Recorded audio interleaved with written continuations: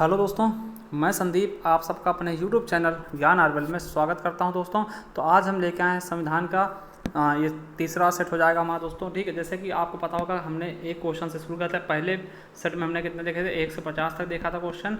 उसके बाद हमने दूसरे में 50 से 100 तक देखा था दोस्तों। अब हम तीसरा लेके आए हैं, तीसरे में हम 100 से लेकर के 150 क्वेश्चन तक देखेंगे, यानी 50 क्वेश्चन इस पार्ट में भी हम देखेंगे दोस्तों, जो कि बहुत ही इंपॉर्टेंट होते हैं दोस्तों। तो पहला क्वेश्चन देखते हैं, 101वां क्वेश्चन कि भारतीय संविधान के अनुसार संसद के दोनों सदनों का अधिवेशन एक वर्ष में कम से कम कितनी बार बुलाना जरूरी है दोस्तों। तो देखिए, कम से कम एक साल में देखिए 12 महीने होते हैं। ठीक, एक साल में 12 महीने होते हैं और आपको पता है कि कम से कम 6 महीने में एक बार जरूर बुलाना होता है दोस्तों।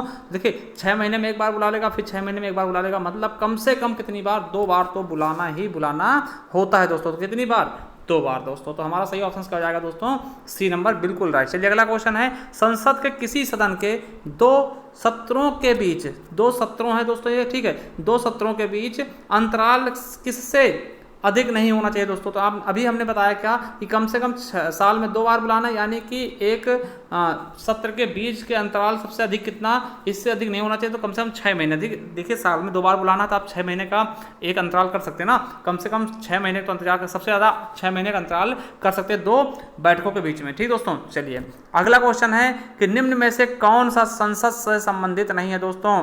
कौन सा नहीं है, अमुख, स्थगन, भंग करना या बर्खास्त करना दोस्तों। तो हमारा सही ऑप्शन क्या हो जाएगा, बर्खास्त करना, ये संसद से संबंधित नहीं है दोस्तों। चलिए अगला है कि 104 नंबर का कहता, मंत्रिपरिषद में कौन शामिल नहीं है, कैबिनेट मंत्री, कैबिनेट सचिव, राज्य मंत्री या बिना विभाग के मंत्री दोस्तों। तो कौन नहीं होता है शामिल दोस्तों, तो कैबिनेट सचिव। कौन नहीं होता है, कैबिनेट सचिव शामिल नहीं होते दोस्तों। चलिए अगला क्वेश्चन देखते हैं, केंद्रीय मंत्रिपरिषद के विरुद्ध अविश्वास प्रस्ताव कहां प्रस्तुत किया जा सकता है दोस्तों। जो केंद्रीय मंत्रिपरिषद के विरुद्ध होता है अविश्वास प्रस्ताव, कहां प्रस्तुत किया जाएगा, केवल राज्यसभा में, केवल लोकसभा में, या लोकसभा राज्यसभा दोनों में, या राज्यों के विधान सभाओं में दोस्तों। तो इसका सही ऑप्शन क्या हो जाएगा, केवल लोकसभा में। कहां दोस्तों, केवल और केवल लोकसभा में दोस्तों। चलिए अगला क्वेश्चन है, राष्ट्रपति द्वारा राज्यसभा के सदस्यों के नामांकन का नियम किस देश के संविधान से लिया गया। जो राष्ट्रपति द्वारा जो राज्यों के जो नामांकन किए जाते हैं, कितने, 12, ठीक है, सदस्य, तो उनको जो ये प्रणाली है वो किस देश से लिया गया, अमेरिका से, आयरलैंड से, दक्षिण अफ्रीका या फिर फ्रांस से दोस्तों। तो इसका सही ऑप्शन क्या हो जाएगा हमारा, आयरलैंड से। देखिए, जो राष्ट्रपति 12 सदस्यों को मनोनीत करता है राज्यसभा में, आपको पता होगा 80A के तहत, आर्टिकल 80A के तहत, तो वो कहाँ से लिया गया है दोस्तों, तो आयरलैंड से। और याद करिए कि आयरलैंड से और क्या लिया गया, तो आपको पता होना चाहिए नीति निर्देशक तत्व, बहुत बार पूछा गया दोस्तों।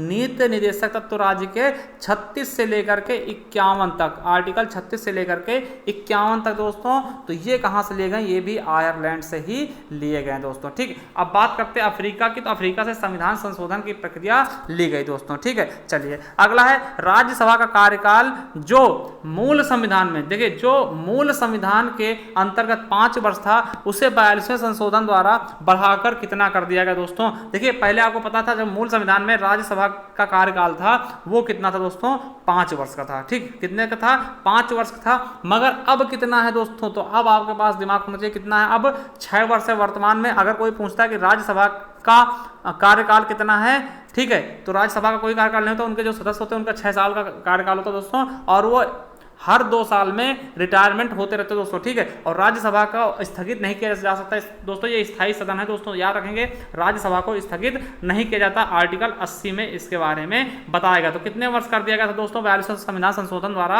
6 वर्ष। ठीक दोस्तों, और एक चीज बता दें, जो 42वां संविधान संशोधन हुआ था, इसे ही हम मिनी संविधान की भी संज्ञा देते हैं। क्या, मिनी संविधान, क्योंकि इसमें बहुत कुछ जोड़ दिया गया था दोस्तों, इसीलिए इसको हम क्या, मिनी संविधान का नाम भी देते हैं दोस्तों, याद रख लेंगे ये चीज। ठीक, चलिए अगला क्वेश्चन है, कौन सा अनुच्छेद संसद को राज्य सूत्र के विषयों पर कानून बनाने का अधिकार देता है दोस्तों। संसद को कानून बनाने किसके, राज्य सूत्र के विषयों पर कौन सा अनुच्छेद है दोस्तों। तो हमारा सही ऑप्शन कौन सा जाएगा, 249 दोस्तों। चलिए अगला क्वेश्चन देख लेते हैं क्या कह रहा है।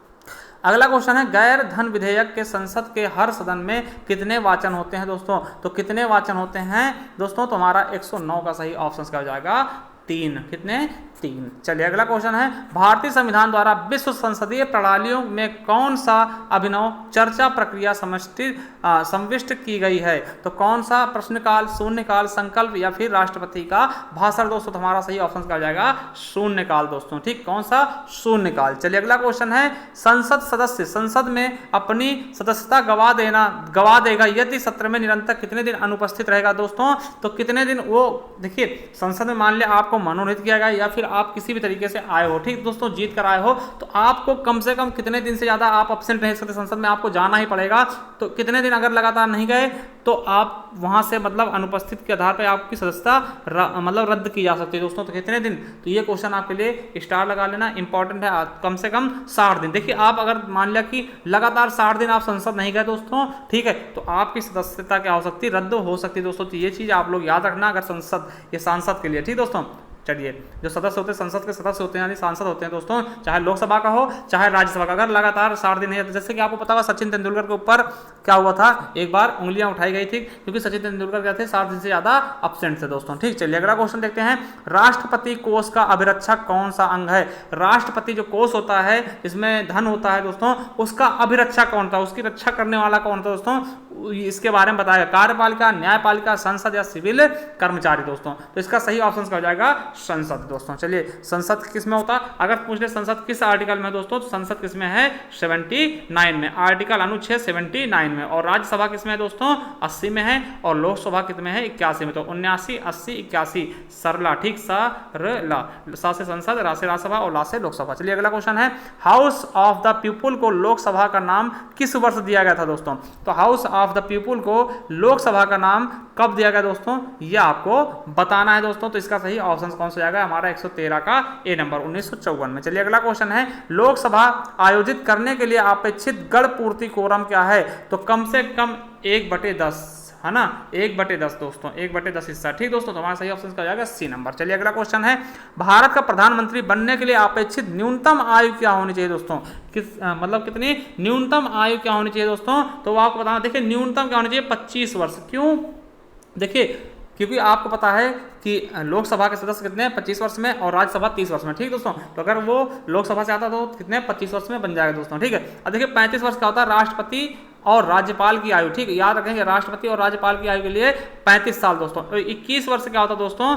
आपको प्रधानी के चुनाव लड़ने के लिए। ठीक, अगर प्रधान बनना चाहते, ग्राम प्रधान बनना चाहते, 21 वर्ष कम से कम होनी चाहिए। और 18 वर्ष क्या होना चाहिए? आपको वोट डालने के अधिकार। ठीक, अगर 18 साल से कम के हैं तो वोट डालने का अधिकार नहीं मिलेगा दोस्तों। और पहले ये कब, कितने साल का होता था? आप 21 साल का होते तभी आपको वोट डालने का अधिकार था, मगर आपको 61वें संविधान संशोधन द्वारा इसे चेंज करके कम कर दिया गया, यानी 18 साल कर दिया गया दोस्तों। चलिए अगला क्वेश्चन है, संसदीय प्रकार की सरकार में वह बराबर वालों में पहला होता है, वह कौन है? जो संसदीय प्रकार वाली सरकार होती है वह बराबर वालों में क्या होता है? पहला होता दोस्तों। तो ये कौन सा होता है? कौन पहला होता दोस्तों? इसका सही ऑप्शन क्या जाएगा? 116 का प्रधानमंत्री दोस्तों। चलिए अगला क्वेश्चन है, मंत्रिमंडलीय तानाशाही के विचार किसकी देन है? जो मंत्रिमंडलीय तानाशाही होती है वो विचार किसके देन है दोस्तों? तो किसके देन है यह हमें बताना दोस्तों। सही क्या हो जाएगा? म्यूर के। किसके? म्यूर के दोस्तों। चलिए अगला क्वेश्चन देखते हैं, किसने मंत्रिमंडलीय पद्धति को राज्य रूपी जहाज का स्टीयरिंग व्हील कहा है दोस्तों? तो किसने कहा कि जो मंत्रिमंडलीय परिषद है, पद्धति है, उसमें जो राज्य रूपी जहाज का स्टीयरिंग व्हील किसने कहा दोस्तों? तो हमारा सही ऑप्शन क्या हो जाएगा? बी नंबर, म्यूर ने ही कहा था दोस्तों। चलिए अगला क्वेश्चन है, 119 नंबर क्या कह रहा है, भारत के प्रधानमंत्री का कार्यकाल कितना है? लोकसभा के कार्यकाल के साथ या फिर राष्ट्रपति के कार्यकाल के साथ, या जब तक उसे लोकसभा में के बहुमत का समर्थन प्राप्त हो, या फिर 5 वर्ष दोस्तों। तो देखिए इसका सही आंसर क्या हो जाएगा? देखिए यही तो होता है, जब तक उसे लोकसभा में क्या हो, बहुमत प्राप्त हो, तभी तक कार्यकाल रहेगा उसका। नहीं तो उसके बाद अगर बहुमत प्राप्त नहीं तो भैया क्या, सरकार आपकी गिर जाएगी, आप प्रधानमंत्री पद से इस्तीफा आपको देना होगा दोस्तों। तो सही ऑप्शन हमारा सी हो जाएगा दोस्तों। ठीक है, चलिए अगला क्वेश्चन है, सरकारिया आयोग का गठन किस विषय पर किया गया था दोस्तों? तो आपको बताना है कि सरकारिया जो आयोग था उसका गठन किस विषय पे किया गया था दोस्तों? तो केंद्र राज्य संबंध। ठीक, किसके? केंद्र राज्य संबंध के बीच। देखिए वेरी इंपॉर्टेंट क्वेश्चन है, ये कई बार आ भी चुका है दोस्तों, इसलिए याद रखेंगे, केंद्र राज्य संबंध के बीच किया गया था दोस्तों। ठीक है, चलिए यह प्रधानमंत्री कौन है जिसे संसद ने मतदान द्वारा अपदस्थ कर दिया गया था? ठीक दोस्तों, तो कौन थे वो, कौन से प्रधानमंत्री थे दोस्तों? तो हमारा सही ऑप्शन क्या हो जाएगा? बीपी सिंह। कौन है? बीपी सिंह दोस्तों। चलिए अगला क्वेश्चन देख लेते हैं, भारत का प्रधानमंत्री निम्नलिखित किस प्रक्रिया से बनाया जाता? तो किस प्रक्रिया से? तो किस प्रक्रिया द्वारा भारत का प्रधानमंत्री बनाया जाता है दोस्तों? निर्वाचन, नियुक्ति, मनोनयन या फिर चयन द्वारा दोस्तों। तो हमारा सही ऑप्शन क्या हो जाएगा? आपको पता होगा कि क्या होता है, उसकी नियुक्ति की जाती है दोस्तों। देखिए पहले आप क्या करते हैं, उनके सदस्यों को चुनते हैं दोस्तों, ठीक है, आप संसद चुनते हैं लोकसभा में, और फिर क्या होता है कि जिसकी बहुमत होती है उसके द्वारा क्या होती है, इसकी नियुक्ति की जाती है राष्ट्रपति द्वारा प्रधानमंत्री की दोस्तों, ठीक है। चलिए अगला क्वेश्चन है, भारत के प्रथम उप प्रधानमंत्री कौन है? देखिए उप प्रधानमंत्री का कोई कोटा नहीं है, ठीक है, ये अपने आप ही बना लेते हैं, इसका संविधान में कोई वर्णन तो है नहीं दोस्तों कि उप प्रधानमंत्री होना चाहिए या नहीं होना चाहिए दोस्तों। तो सबसे पहले उप प्रधानमंत्री कौन से दोस्तों? सरदार वल्लभ भाई पटेल। आपको पता होगा बहुत ही अच्छा योगदान था इनका, इन्हें लौह पुरुष के नाम से जानते हैं। इन्होंने भारत का एकीकरण किया था दोस्तों, ठीक है, इन्होंने भारत का एकीकरण किया था, और इनका जो जन्म दिवस होता है 31 अक्टूबर को हम एकता दिवस के रूप में भी मनाते हैं दोस्तों। आपको पता होगा कि इनकी मूर्ति भी लगवाई गई है, सबसे बड़ी मूर्ति जो विश्व की सबसे बड़ी मूर्ति है दोस्तों, ठीक है, इनकी मूर्ति कहाँ लगाई गई? गुजरात में नर्मदा नदी के तट पर दोस्तों। तो ये चीज़ भी आपको पता होना चाहिए, जिसे हम स्टैच्यू ऑफ यूनिटी के नाम से जानते हैं दोस्तों। बहुत ही अच्छा क्वेश्चन बनते हैं यहाँ से, करंट में भी पूछे गए, कई पेपर में आपके पूछे भी गए दोस्तों। चलिए अगला क्वेश्चन देखते हैं, राष्ट्रपति विकास परिषद में कौन शामिल होते हैं दोस्तों? कौन शामिल होते हैं दोस्तों? केंद्रीय मंत्रिमंडल के सभी सदस्य, या फिर सभी राज्यों के मुख्यमंत्री, या सभी राज्यों और केंद्र के मंत्रिमंडल सदस्य, या संसदीय प्राक्कलन समिति के सदस्य दोस्तों। तो इसका सही ऑप्शन क्या हो जाएगा? 124 का हमारा बी नंबर, सभी राज्यों के मुख्यमंत्री दोस्तों। चलिए अगला क्वेश्चन देख लेते हैं, क्या कह रहा, राष्ट्रपति एकता परिषद यानी NIC का अध्यक्ष कौन होता है दोस्तों? तो कौन होता है राष्ट्रपति एकता परिषद का अध्यक्ष कौन होता है दोस्तों? तो हमारा 125 का सही ऑप्शन क्या हो जाएगा? प्रधानमंत्री। चलिए अगला बात करते हैं न्यायपालिका से। तो देखिए भारतीय उच्चतम न्यायालय के न्यायाधीशों की नियुक्ति कौन करता है? जो भारतीय उच्चतम न्यायालय के न्यायाधीश होते हैं उनकी नियुक्ति कौन करता है दोस्तों? ये आपको बताना है दोस्तों। तो कौन करता है? राष्ट्रपति, मुख्य न्यायाधीश, या फिर प्रधानमंत्री, या मंत्री परिषद दोस्तों। तो कौन करता है? राष्ट्रपति करता है दोस्तों, ठीक है। उनकी जो नियुक्ति होती कौन करता है दोस्तों? तो राष्ट्रपति द्वारा किया जाता है दोस्तों। चलिए अगला है, उच्चतम न्यायालय के न्यायाधीश किस आयु तक अपने पद पर बने रह सकते हैं दोस्तों? तो कितने आयु तक? 62, 70, 65, या आयु की कोई सीमा ही नहीं दोस्तों। तो आपको बता दें कितने आयु तक? 65 आयु तक दोस्तों। कितने? 65 साल तक वो अपने पद पर बने रहेंगे दोस्तों। चलिए अगला क्वेश्चन है, उच्चतम न्यायालय के मुख्य न्यायाधीश की अधिवार्षिता आयु क्या है? तो कितनी है दोस्तों? अधिवार्षिता आयु कितनी है दोस्तों? तो आपको बता दें इसका सही ऑप्शन क्या हो जाएगा?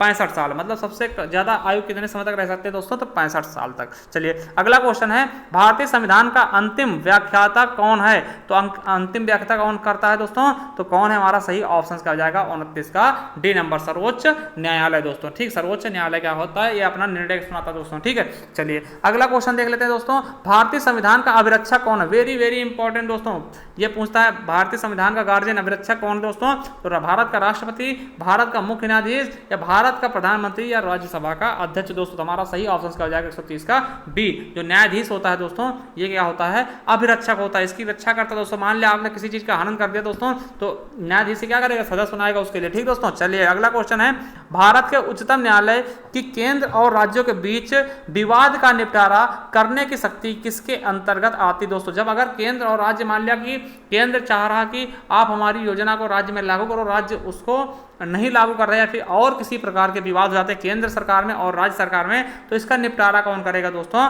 ठीक है, किसके अंतर्गत ये शक्ति है दोस्तों? तो आपको बता दें इसका सही ऑप्शन क्या हो जाएगा? हमारा 31 का ए। कौन? मौलिक अधिकारिता होता है दोस्तों, ठीक है। चलिए अगला क्वेश्चन देखते हैं। नेक्स्ट क्वेश्चन क्या कहता है हमारा, उच्चतम न्यायालय के सेवानिवृत्ति का होता है रिटायरमेंट के बाद ना, न्यायाधीशों के लिए कहां पर वकालत करने की मनाही दोस्तों? तो कहां पर है? पहला है ऑप्शन कि उच्चतम न्यायालय के अलावा किसी अन्य न्यायालय में, या भारत के किसी भी न्यायालय में, या उच्चतम न्यायालयों के नीचे किसी भी न्यायालय में, या फिर किसी भी फौजदारी अदालत में दोस्तों। तो आपको पता होना चाहिए इसका सही ऑप्शन क्या हो जाएगा? बी नंबर, कि देखिए उच्चतम न्यायालय के अलावा किसी भी न्यायालय में वो मतलब कि न्यायाधीश नहीं बन सकता दोस्तों, वकालत नहीं कर सकता दोस्तों, ठीक है। ये चीज़ आपको पता होना चाहिए। जैसे कि आपको पता है रंजन गोगोई जी क्या हुए थे, न्यायालय से रिटायर होते, तो वो क्या हो गए? राज्यसभा के सदस्य उनको मनोनीत कर दिया गया दोस्तों। मगर वो इसके अलावा चाहे कि किसी अदालत में फिर से बैठ सकते, तो वो ऐसा नहीं कर सकते दोस्तों, इसमें क्या होती है? मनाही होती है दोस्तों। चलिए अगला क्वेश्चन है, उच्चतम न्यायालय में एक मुख्य न्यायाधीश के अलावा अधिकतम कितने अन्य न्यायाधीश हो सकते हैं दोस्तों? तो कितने हो सकते हैं दोस्तों? इसका क्वेश्चन का आंसर आप हमें कमेंट बॉक्स में करके बताना दोस्तों। तो इसका सही आंसर कितना हो जाएगा वो आपको हमें कमेंट बॉक्स में कमेंट करके बताना दोस्तों, ठीक है। चलिए अगला क्वेश्चन है, उच्च न्यायालय के न्यायाधीश को कौन हटा सकता है दोस्तों? उच्च न्यायालय के न्यायाधीश को कौन हटा सकता है दोस्तों? विशेष बहुमत से पारित संसद के प्रस्ताव पर या फिर राष्ट्रपति अपनी ओर से, या फिर मुख्यमंत्री की सलाह पर राज्यपाल, या भारत के मुख्य न्यायाधीश की सलाह पर राष्ट्रपति दोस्तों। तो कौन हटा सकता है दोस्तों? तो कौन हटा सकता है? हमारा ए नंबर बिल्कुल सही हो जाएगा, विशेष बहुमत से पारित संसद के प्रस्ताव पर राष्ट्रपति द्वारा। ठीक, चलिए अगला क्वेश्चन देखते हैं। 135 नंबर क्या है? उच्च न्यायालय के सेवानिवृत्त न्यायाधीश को कहां वकील के रूप में काम करने की अनुमति नहीं होती दोस्तों? तो कहां नहीं कर सकता दोस्तों वो वकील के रूप में कार्य कहां नहीं कर सकता दोस्तों? इसका सही ऑप्शन क्या होगा दोस्तों? तो देखते हैं, उच्चतम न्यायालय में, या भारत के किसी भी न्यायालय में, या उच्च न्यायालय में, या उस उच्च न्यायालय में जिसमें वह सेवानिवृत्त हुआ है दोस्तों, मतलब जहां से वो हटा है, मतलब जहां से उसकी आयु पूरी हो गई दोस्तों। तो किसमें नहीं कर सकता था? हमारा डी ऑप्शन बिल्कुल राइट हो जाएगा दोस्तों। अगला क्वेश्चन है 136 नंबर, राज्य के लिए एक निर्वाचन याचिका पर निर्णय करने का अधिकार किसको होता है दोस्तों? तो राज्य पर निर्वाचन मतलब निर्णय लेने का अधिकार किसका होता है दोस्तों? संसद, उच्चतम न्यायालय, या उच्च न्यायालय, या फिर चुनाव आयोग दोस्तों। तो हमारा 136 का सही ऑप्शन क्या हो जाएगा? C number. किसका होता है? उच्च न्यायालय दोस्तों। चलिए अगला क्वेश्चन देखते हैं। अगला क्वेश्चन है, उच्चतम न्यायालय ने किस मामले में मौलिक अधिकारों की प्रमुखता राज्य नीति निदेशक तत्वों के सिद्धांतों से ऊपर स्थापन किया है दोस्तों? तो मतलब क्या बताया कि जो मौलिक अधिकार होते हैं वो निदेशक तत्वों से क्या होते हैं? ऊपर होते हैं दोस्तों। किस मामले में कहा गया दोस्तों? गोलकनाथ का मामला, या केशवानंद भारती का मामला, या फिर मिनर्वा मिल्स का मामला, या फिर उपरोक्त सभी में दोस्तों। तो इसका 138 का हमारा सही ऑप्शन क्या हो जाएगा? किसमें? गोलकनाथ मामले में। ठीक दोस्तों, अब ये इंपॉर्टेंट हो जाएगा हमारे गोलकनाथ। देखिए केशवानंद भारती ये भी बहुत इंपॉर्टेंट है क्योंकि यह मूल ढांचे से संबंधित था। क्वेश्चन आएगा केशवानंद भारती मामला किससे संबंधित था? तो मूल ढांचे से दोस्तों। ठीक, तो चलिए हमारा पहले का इसका ऑप्शन कौन सा हो जाएगा? ए नंबर, गोलकनाथ समिति द्वारा। ठीक दोस्तों, चलिए अगला क्वेश्चन है 139 नंबर, निम्नलिखित में से मूल अधिकारों का संरक्षक कौन होता है दोस्तों? तो मूल अधिकारों को, जैसे आपके मूल अधिकारों क्या हो रहा, हनन हो रहा, तो उसे संरक्षित कौन करेगा दोस्तों? तो न्यायपालिका। आप कोर्ट जाइए दोस्तों, उसके खिलाफ याचिका दायर करिए दोस्तों। ठीक, उसके खिलाफ कानून के मतलब जरिए आप केस लड़िए दोस्तों, और न्यायपालिका क्या होगी? आपको उसका संरक्षक जरूर करेगी दोस्तों। चलिए अगला क्वेश्चन है, उच्च न्यायालय के न्यायाधीशों को उनका कार्यकाल समाप्त होने से पहले ही अक्षमता अथवा सिद्ध कदाचार मतलब क्या होता है कि दुर्व्यवहार के कारण आधार पर उनके कार्यालय से उनके द्वारा हटाया जा सकता है। मतलब उच्च न्यायालय के न्यायाधीशों को किस प्रकार से हटाया जा सकता है, ये क्वेश्चन आपके लिए इंपॉर्टेंट है। भारत के मुख्य न्यायाधीश द्वारा, या उच्च न्यायालय के मुख्य न्यायाधीश द्वारा, या संसद के दोनों सदनों की सिफारिश पर राष्ट्रपति द्वारा, या विशेष बहुसंख्या सहित संसद के दोनों सदन द्वारा दोस्तों। तो इसका सही ऑप्शन क्या हो जाएगा हमारा? 40 का सी नंबर। कैसे, किसके द्वारा? संसद के दोनों सदनों की सिफारिश पर राष्ट्रपति द्वारा इसे हटाया जा सकता दोस्तों। चलिए अगला क्वेश्चन है, भारत के उच्चतम न्यायालय को क्या प्राप्त है दोस्तों? मूल अधिकार क्षेत्र, या परामर्शदायी अधिकार क्षेत्र, या अपीली एवं परामर्शदायी अधिकार क्षेत्र, या मूल अपीली और परामर्शदायी अधिकार क्षेत्र। तो क्या प्राप्त है दोस्तों? तो हमारा सही ऑप्शन क्या हो जाएगा? डी नंबर, सभी कुछ। मूल अधिकार क्षेत्र, परामर्शदायी अधिकार क्षेत्र, और अपीली परामर्शदायी अधिकार क्षेत्र, अपीली भी। ठीक, सब कुछ इसको प्राप्त है दोस्तों। ठीक, चलिए डी ऑप्शन बिल्कुल राइट होगा। अगला क्वेश्चन है, भारतीय संविधान को किस अनुच्छेद के अंतर्गत केंद्रीय प्रशासनिक अधिकरण यानी के निर्णय को उच्चतम न्यायालय में चुनौती दी जा सकती है दोस्तों? तो कौन सा आर्टिकल है दोस्तों? तो हमारा 142 का ए नंबर, यानी कि 323 ए में ही कहा गया। ठीक, 323 का पहला ऑप्शन क्या है? यही हमारा सही हो जाएगा दोस्तों। चलिए अगला क्वेश्चन है 143 नंबर का, कहता है दोस्तों, जिला न्यायालयों के न्यायाधीशों की नियुक्ति किसके द्वारा की जाती है? जिला न्यायालय जो न्यायाधीश होते हैं उनकी नियुक्ति किसके द्वारा की जाएगी दोस्तों? राज्यपाल, मुख्यमंत्री, विधि मंत्री, या फिर राष्ट्रपति दोस्तों। तो इसका सही ऑप्शन क्या हो जाएगा? राज्यपाल द्वारा। ठीक, देखिए राज्य में जो कुछ होगा ज्यादातर राज्यपाल द्वारा ही किया जाता है दोस्तों। चलिए अगला क्वेश्चन देखते हैं। अगला क्वेश्चन है, भारत के नियंत्रक एवं महालेखा परीक्षक का कार्यकाल कितने वर्ष का होता दोस्तों? 3 वर्ष, 4 वर्ष, 5 वर्ष, या फिर 6 वर्ष दोस्तों। तो कितने साल का होता दोस्तों? 6 वर्ष का दोस्तों। ठीक है, 6 वर्ष का, 65 या 6 वर्ष। ठीक, 65 साल या 6 वर्ष दोस्तों। ये चीज़ आपके लिए बहुत ही ज़्यादा इंपॉर्टेंट है, और आपको हमें कमेंट बॉक्स में एक चीज़ कमेंट करके बताना है कि वर्तमान में नियंत्रक एवं महालेखा परीक्षक कौन है। ये क्वेश्चन आपके लिए हम छोड़ के जा रहे हैं दोस्तों। तो वर्तमान में नियंत्रक एवं महालेखा परीक्षक कौन है भारत का, वो कमेंट हमें कर देना दोस्तों। ठीक है, चलिए अगला क्वेश्चन है, भारत के महान्यायवादी की नियुक्ति कौन करता है दोस्तों? उच्चतम न्यायालय का मुख्य न्यायाधीश, संसद, विधि मंत्री, या राष्ट्रपति दोस्तों। तो हमारा सही ऑप्शन क्या हो जाएगा? 45 का डी नंबर, राष्ट्रपति द्वारा ही महान्यायवादी की नियुक्ति भी की जाती है दोस्तों। तो महान्यायवादी कौन है? के वेणुगोपाल। ठीक दोस्तों, चलिए अगला क्वेश्चन है, भारत का योजना आयोग क्या है? भारत का योजना आयोग क्या है दोस्तों? एक संवैधानिक निकाय है, या एक स्वतंत्र एवं स्वायत्त निकाय है, या एक संविधिक निकाय है, या असंवैधानिक निकाय है? कौन सा निकाय है दोस्तों?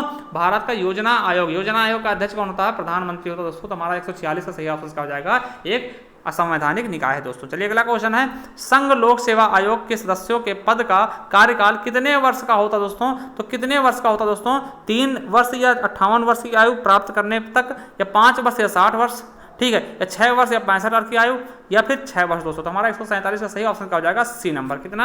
6 वर्ष या 65 आयु तक। ठीक, चलिए अगला क्वेश्चन देखते हैं 148 नंबर। निम्नलिखित में से कौन सी अखिल भारतीय सेवा नहीं है दोस्तों? तो अखिल भारतीय सेवा के अंतर्गत 3 सेवाएं होती है दोस्तों, ठीक है, 3 सेवाएं होती है। कौन सा नहीं है ये बताना आपको। देखिए, भारतीय प्रशासनिक सेवा, इंडियन एडमिनिस्ट्रेटिव सर्विस दोस्तों, IAS है दोस्तों, और IPS, ठीक, इंडियन पुलिस सर्विस, ये भी है दोस्तों, ठीक है, और IFS, ये डी नंबर, ये भी है ना, फॉरेस्ट सर्विस, IFS, ये भी है। तो 3 होती हैं सेवाएं। तो कौन सा नहीं है दोस्तों? ये आपका विदेश सेवा नहीं होगी दोस्तों। तो हमारा सी ऑप्शन क्या होगा? बिल्कुल गलत हो जाएगा दोस्तों। चलिए 149 नंबर क्वेश्चन देखते हैं। भारत में आम चुनाव किस सिद्धांत पर आधारित है दोस्तों? तो आम चुनाव जो होते हैं दोस्तों वो किस सिद्धांत पे होते हैं भारत में दोस्तों? तो आपको बता दें, प्रादेशिक प्रतिनिधित्व में, ठीक, प्रादेशिक प्रतिनिधित्व के अनुपात में होते दोस्तों। ठीक, चलिए अगला क्वेश्चन देख लेते हैं और लास्ट क्वेश्चन संभवतः आज का।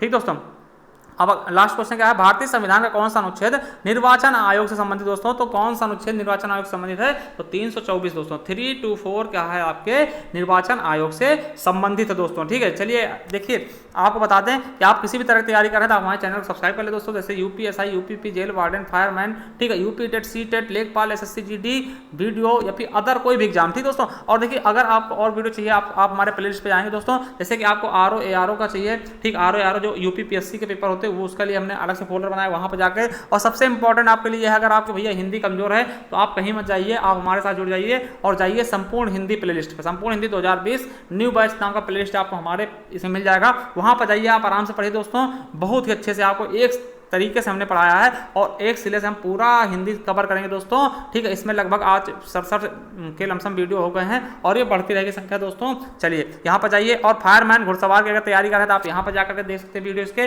और हिंदी मॉक टेस्ट, ये सबसे इंपॉर्टेंट आपके लिए हो सकता है दोस्तों, हिंदी मॉक टेस्ट। ठीक, इसके अलावा आपको उत्तर प्रदेश स्पेशल की वीडियो आपको मिल जाएंगी, लगभग 12-15 वीडियो इसमें पड़ी होंगी, वो आप जाकर देखिए। टॉप 20 क्वेश्चन हमने करवाए हैं। और भारतीय संविधान, जैसे हमने पढ़ाया अभी संविधान के बारे में, इसके और भी पार्ट हमने बहुत सारे पार्ट करवाए दोस्तों। आप यहाँ पर जाएंगे तो आपको संविधान के बारे में मिल जाएंगे बहुत सारे पार्ट, वहां पे जाकर के आप देख सकते हैं। चलिए थैंक यू। अगर नए हैं तो चैनल सब्सक्राइब कर ले और बेल आइकन जरूर प्रेस करें दोस्तों। थैंक यू, धन्यवाद।